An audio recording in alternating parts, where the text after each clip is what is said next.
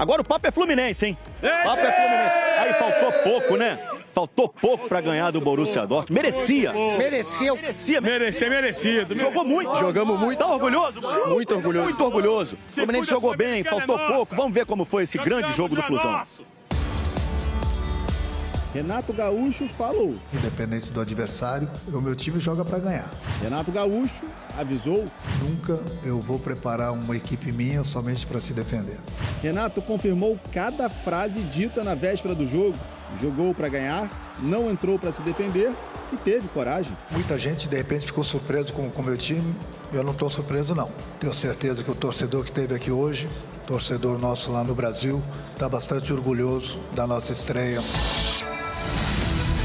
O comandante tricolor tem toda a razão.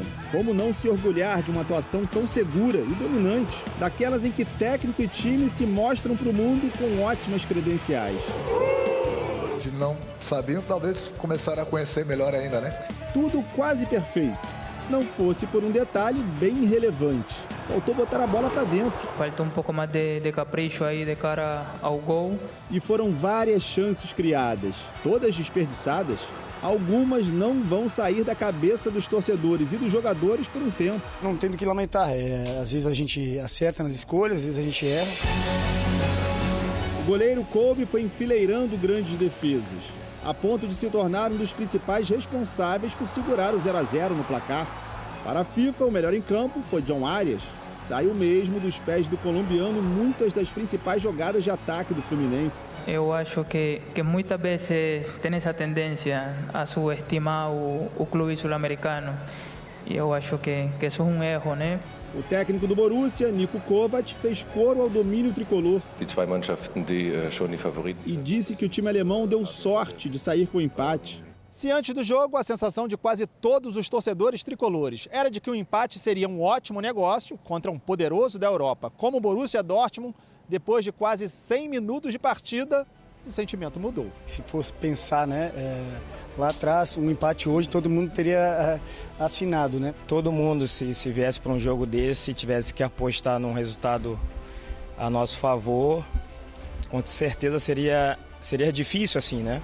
E não é que o Fluminense saiu frustrado com o empate? Culpa do próprio Fluminense. Pelo que fez em campo, sair sem a vitória deixou uma ponta de decepção no ar. O Everaldo teve uma chance nesse jogo contra o Borussia que o torcedor tricolor não vai esquecer tão cedo. Quando for assim, chuta, Everaldo! Nas arquibancadas, no campo. E o Canóbio ficou tão irritado com a conclusão do lance que ele arrancou até uma borracha da placa de publicidade xingando. Até nas Laranjeiras. Ninguém conseguiu entender por que o Everaldo não chutou. No pé bom, com ângulo pro chute, cara a cara com o goleiro, assume responsabilidade. O lançamento do Arias foi perfeito. O campo estava todo livre. Olha o goleiro adiantado, EV. Toca por cobertura, rapaz. Eu sei, não é tão fácil assim, mas a bola estava no pé direito, que é o seu pé bom, meu camisa 9. Protege e chuta, meu camarada. Vai, Everaldo. Chuta, Everaldo. Eu pensei que na hora que eu fosse ameaçar de chutar, o zagueiro fosse se jogar, né? Como normalmente os europeus fazem. E ele não deu o carrinho, mas eu consegui limpar ele. E aí eu vi o Canóbio vindo de frente, só ajeitei a bola para ele e infelizmente não saiu o gol. É, rapaz, você vai me desculpar com todo o respeito, mas era pra chutar, hein? Chuta, Everaldo! Chuta, Everaldo! Chuta, Everaldo! Pelo amor de Deus, Everaldo! Chuta, Everaldo! Valeu, Everaldo! Não precisa chutar, não! Chuta, Everaldo!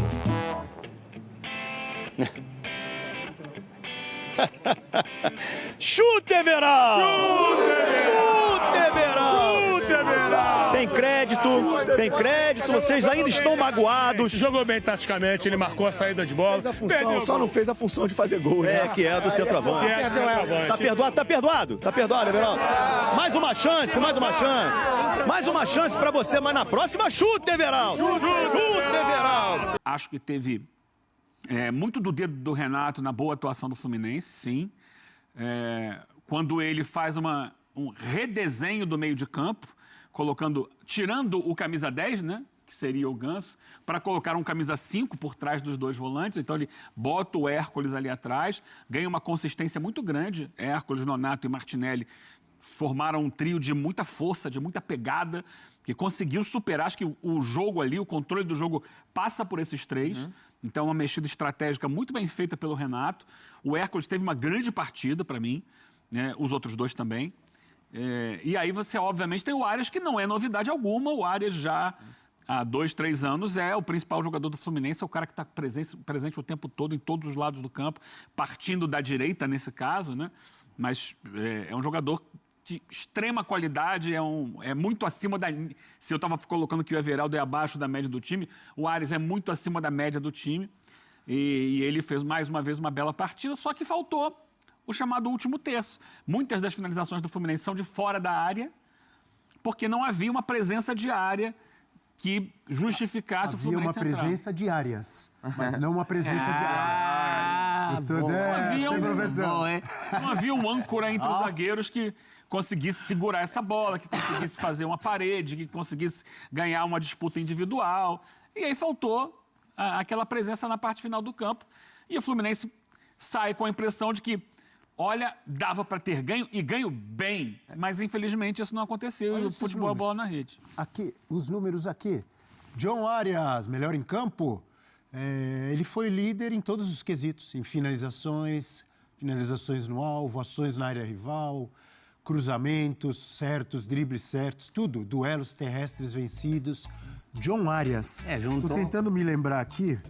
E claro que eu vou pesquisar para lembrar. Qual que é a idade dele? Vocês sabem de qual? 27. 27? 27. E aí eu pergunto para você, amigo André Donk, que acompanha futebol europeu muito mais do que eu acompanho, tanto quanto o professor Celso e o Eugênio, ele não tem bola para jogar no futebol europeu, em clubes médios ou até num clube grande da Europa? Ou eu estou exagerando, estou me empolgando muito? Porque, na minha visão, ele, além da técnica, ele tem um físico privilegiado, que é uma exigência grande na Europa. Na Europa não basta só você saber jogar com a bola, você tem que correr, marcar. Ele é um cara forte, bem fisicamente. Você vê o Arias com futebol para jogar em times europeus ou não? Feitos elogios do Fluminense agora mais cedo, agora é a parte que a torcida do Fluminense vai começar a xingar a gente, né? Porque a gente vai começar a colocar onde o Arias podia jogar e aí eles talvez não gostem.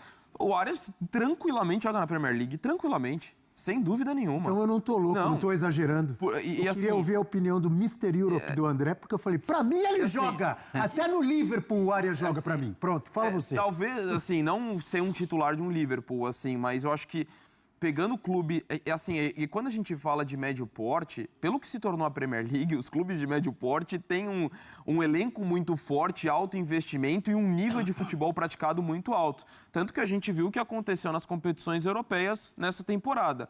O Tottenham, que fez uma campanha péssima na Premier League e Europa League, o Chelsea ganhou com uma tranquilidade tremenda a Conference League. Então, os times ali de meio de tabela... Então, eu vejo o Arias jogando em clubes talvez não da elite da Premier League, mas sendo titulares em clubes ali mais... Na Alemanha não jogaria o Arias? No próprio Borussia Dortmund ele jogaria tranquilamente. Na Espanha ele jogaria... Assim, eu vejo o Arias completamente inserido. E quando eu falo de Premier League, porque para mim é o melhor futebol que tem hoje no mundo, o melhor campeonato. E esse cara, para mim, ele jogaria e seria titular em muitos times. Eu vejo o Arias dentro desse... Mérito do Fluminense de ter um jogador como esse e conseguir segurá-lo por tanto tempo. E até esse aspecto, Abel, assim, olhando, não só... Eu não quero entrar em comparação de jogador, até pelo que conquistou, não é nem esse o mérito. Mas olhando característica de como se adaptaria fisicamente pelo perfil. E talvez o Arias, a gente fale, olha, ele não saiu, olha como impressiona esse fato. Talvez porque ele foi evoluindo ao longo dos anos. E hoje ele chega num nível muito alto. Então, talvez o futebol não considerou isso. Mas, assim, olhando os jogadores que fazem carreira aqui no Brasil que não foram para a Europa, lógico, os que estouram muitas vezes vão logo cedo. Talvez, assim, o maior desperdício europeu aqui no Brasil seja o Arias. O cara que deixou passar. Você vai falar de outros atletas... Ele atingiu esse nível mais tarde, Esse é o ponto. Ele não joga essa bola desde que ele tinha 20 anos. Esse é o ponto da evolução. Claro. Você tem jogadores como o Arrascaeta, que tem uma trajetória gigantesca, mas tem a questão física, talvez isso acabou impedindo dele ir para um alto nível do futebol europeu, ainda que tecnicamente seja um jogador brilhante. Mas considerando tecnicamente, evolução tática, fisicamente o que ele entrega, para mim o Arias é um cara que perfeitamente... E assim, aqui talvez o futebol europeu hoje, num jogador de 27 anos, não investiria um valor alto. Claro. Mas assim, se eu sou um clube europeu, eu ficaria muito de olho, assim, no Arias, porque, sinceramente... Porque bola ele tem, talvez não tenha a idade, né? Pelos padrões dos europeus, os critérios, essa coisa da evolução ao longo de um tempo, ele é hoje uma coisa que ele não era antes. Acho que ele e o Arrascaeta estão nesse ranking nível aí dos... O Arrascaeta só pontua a questão física, né? Por causa disso, mas tecnicamente nem... Hoje seria mais difícil pela questão física. Mas tecnicamente é indiscutível. E precisa ter sequência também, né? E o Arias tem. A gente não pode esquecer que a Libertadores do Fluminense passa muito pelos pés dele. Eu acho que ontem foi o mais justo dos prêmios de melhor em campo. A gente está sempre vendo jogos, né, do melhor em campo, tal. Às vezes escolhem antes do melhor em campo fazer o gol da vitória, fica meio constrangedor. Mas eu acho que ontem foi muito justo e era uma bola que a gente já cantava ontem, na verdade o Dom que falou, lembra que a gente falou que brecha que o Borussia pode dar? Era bem ao feitio do jogo do Arias, do tipo de jogo que o Arias pode proporcionar. Então, mais uma vez, juntou aí, é a conjunção astral. É um adversário também que proporcionou isso e a qualidade que ele tem. Mais uma vez juntou a fome com a vontade de comer. Só faltou o gol. Cada vez que eu penso naquele lance do Everaldo... Só um mero detalhe. Já diria o Parreira. Eu quero ouvir o Eugênio também sobre o Arias, para depois a gente falar sobre o Thiago Silva, porque o Eugênio, às vezes, ele põe o pé no freio da empolgação dos outros. Será que agora também, ou ele também vai encher a bola do Arias? Diga, Eugênio. O que eu posso dizer contra o Arias? Nada. Absolutamente nada. É um jogadoraço de bola. Jogador com muita ambição, com muita vontade, com muito empenho. Um controle de bola, né? A bola parece que gruda no pé dele. Ele consegue conduzir a bola com muita capacidade de superar os adversários, força física, velocidade, inteligência no jogo. É um jogadoraço. Jogadoraço o Arias, né? E o Fluminense conseguiu pensá-lo, né? Enfrentou o Arias numa partida de Libertadores. Ele jogava no Santa Fé, foi lá, pensou, ninguém comentou. Chegou um colombiano aí, coloca no time, e o cara foi crescendo, né? E se transformou num grande jogador, virou titular da seleção colombiana, que não era nem chamado para a seleção. No Fluminense virou. O Fluminense tem conseguido segurar o Arias. Depois do título da Libertadores, eu tinha certeza que ele ia embora, ele ficou, tá um tempo aí. Eu acho que agora vai ser muito difícil controlar o assédio, que vai vir naturalmente. Não sei se pela idade ele irá para um dos clubes top do futebol europeu, porque é um jogador já com 27 anos, é mais difícil. Os caras hoje querem jogadores mais novos, que já sejam testados no futebol europeu, mas ele vai sair. Assim, se bem que eu já esperava que ele fosse sair em 2023, mas imagino que dessa vez, com a exposição que tem tido o Fluminense, que teve ontem especialmente, e com ele jogando a bola que joga, ele vai ter grandes propostas para se transferir para o futebol europeu ou árabe, né? Pode ser também. A Arábia tem feito muito investimento. Não tem nada a dizer contra o Arias, não, muito pelo contrário. Só para dizer a favor, é um jogador sensacional e que tem sido a grande âncora do Fluminense desde o ano passado. Você vê quando ele fica fora um tempo, o Fluminense cai muito de produção, porque sustenta muito do seu jogo em cima dele. Só para voltar num assunto anterior, Abel, que foi perguntado, o Dom que falou sobre o Renato, que acertou tudo. Eu acho que o Renato, para mim, ele errou com o René na lateral esquerda. O René entregou muito pouco. O Fuentes poderia entregar mais. É esse medo, né, de botar um jogador que tenha mais qualidade para ir para o ataque e tal. Não pode e tal. Ele já trancou meio campo. Poderia ter colocado o Fuentes, que é muito melhor tecnicamente do que o René na lateral. E aí, eu não sei, não tenho aqui o documento da parte física do Cano. Mas ok, o Cano não vai jogar, mas poxa, não podia ter entrado no segundo tempo já com ele na volta? Sei lá. É difícil saber. Porque assim, a posição dele não exige também fisicamente tanto, ele fica mais... A faixa de campo que ele ocupa é uma faixa menor ali, né? Da intermediária para dentro da área e tal. Poderia ter sido a diferença do jogo. E só um contraponto, assim, o Fuentes de fato acrescentaria muito mais. Mas o René acho que foi importante também nessa estabilidade defensiva. A melhor chance que o Dortmund teria com o ADM, que ele tem um domínio espetacular, é o René quem evita a finalização. Então acho que tem essa questão. Comete erros, mas eu acho que defensivamente ele acabou sendo importante. Será que o Fuentes não conseguiria? Poderia também, é difícil. O velho cobertor curto, né? Mas eu acho que é um bom ponto. Será que o Thiago Silva também teve importância? Nossa, muita. Consistência defensiva? Muita. Monstro, né? Botou o Guirassi no bolso. Olha aí, ó.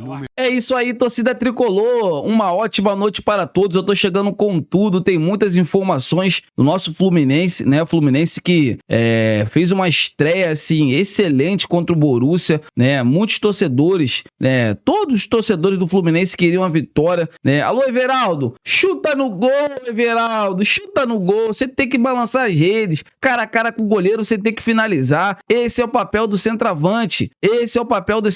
Então, assim, você errou, mas que no próximo jogo você consiga acertar, né? O que todos nós queremos, né? E, assim, saiu uma informação muito boa envolvendo o atacante venezuelano Soteldo, né? Da Bons Sinais, né? O atacante vem se dedicando 100%. Renato Gaúcho vem, assim, cobrando, né? O atacante, né? Pela essa volta aos gramados o mais rápido possível. Vale ressaltar que o Fluminense abriu os cofres para contratar esse grande jogador e agora o atleta, o Soteldo, vai fazer de tudo para entregar todo esse esforço que o Fluminense fez para ter o jogador dentro de campo. E assim, ele vai cair como uma luva. A gente sabe que o Renato Gaúcho gosta, né, de extrair o melhor de cada atleta e vai ser o caso do Soteldo. Eu tenho certeza que o Soteldo vai jogar muita bola no Fluminense. Então é isso, amigas e amigos. Gostaram desse grande conteúdo? Se inscreva no canal, deixa o like e até a próxima!